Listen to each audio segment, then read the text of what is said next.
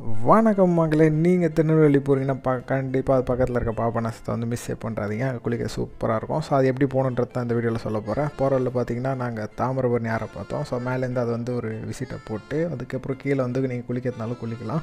அதுக்கப்புறம் ஒரு வழியாக 50 கிலோமீட்டர் தாண்டி வந்து பாபநாசம் கோயிலுக்கு வந்து சேர்ந்தோம். ஸோ பக்கத்தில் வந்து தண்ணி ஓட்டிகிட்டு இருந்துச்சு, நிறைய பேர் குளிச்சுட்டு இருந்தாங்க. ஸோ நாங்கள் குளிக்கலான்னு போகும்போது பார்த்திங்கன்னா செம மழை பெஞ்சிட்டு இருந்துச்சு.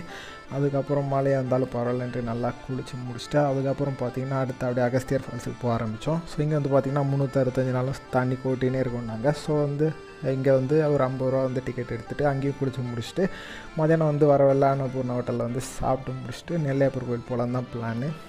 நெல்லையப்பர் கோயில் வந்துட்டு சாமியெல்லாம் பார்த்துட்டு எதிர்க்கவே இருக்க இருட்டுக்கடை அல்வாவில் வந்து அல்வா வாங்கிட்டோம். தமிழ் பிளானு. ஸோ அல்வா வாங்கிட்டு அதுக்கப்புறம் நைட்டு ட்ரெயினுக்கு வந்து கொஞ்சம் டைம் இருந்துச்சு. ஸோ அப்படியே சுற்றிட்டு அப்படியே சென்ட்ரல் கேஃபேல எம்ஜிஆர் சாப்பிட்டனால சாப்பிட்டு அதுக்கப்புறம் தங்கையால் வந்து முறுக்கு வாங்கிட்டு சென்னைக்கு ரிட்டர்ன் ஆகிட்டோம் நெல்லை எக்ஸ்பிரஸில்.